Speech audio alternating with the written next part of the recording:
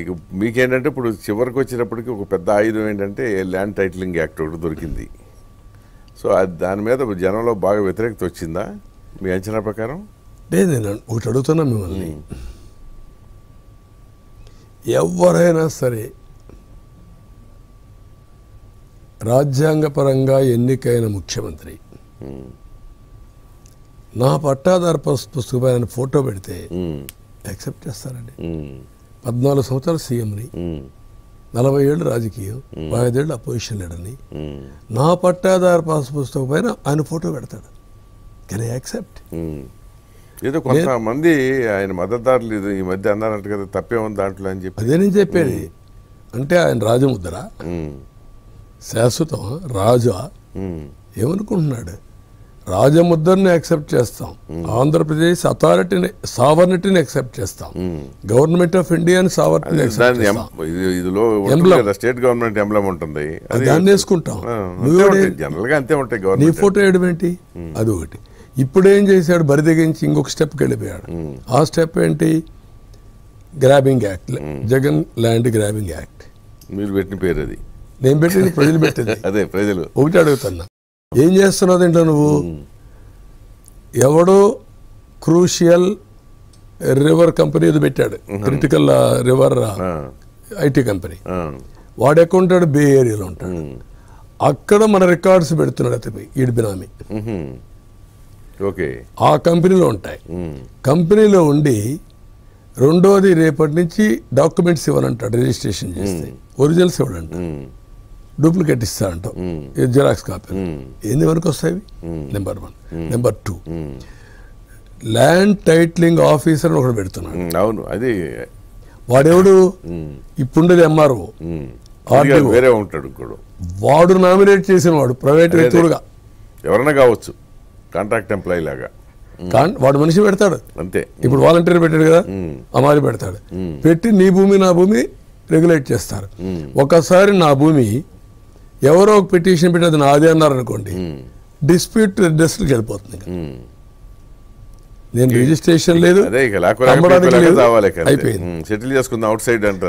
ఇప్పటికీ అయిపోయినాయి.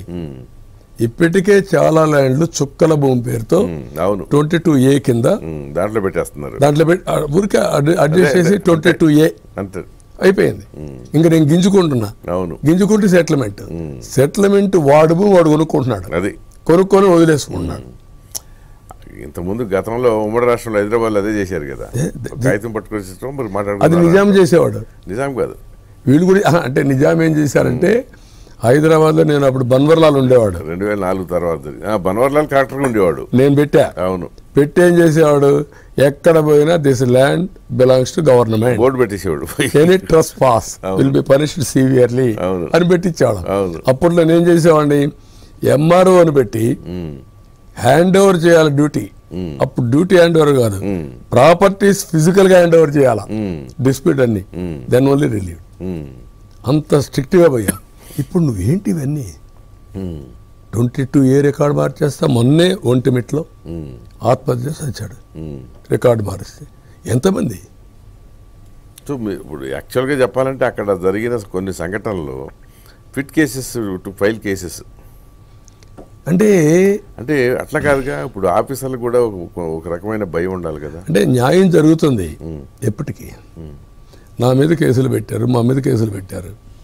You know what is the expenditure? అదే నేను అనేది, అదే అంటున్నా. ఎంత జవాబుదారీతనం అనేది ఇప్పుడు అవుట్ సైడ్స్ ఏదో ఇచ్చారు కదా, సెంట్ ఉంది, దానికి ఏదో స్టాంప్ పేపర్ల మీద ఇచ్చేసారు కదా, నీకు ఈ సెంట్ నీది అని గవర్నమెంట్.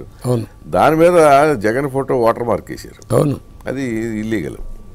మీకు స్టాంప్ పేపర్ల మీద వాడు లీగల్గా చేస్తే అది అది తప్పుపట్టాలి మనకు. ఇప్పుడు అతను అడిగి ఉండొచ్చు కాక ముఖ్యమంత్రి, ఆయన ముచ్చటపడి ఉండొచ్చు.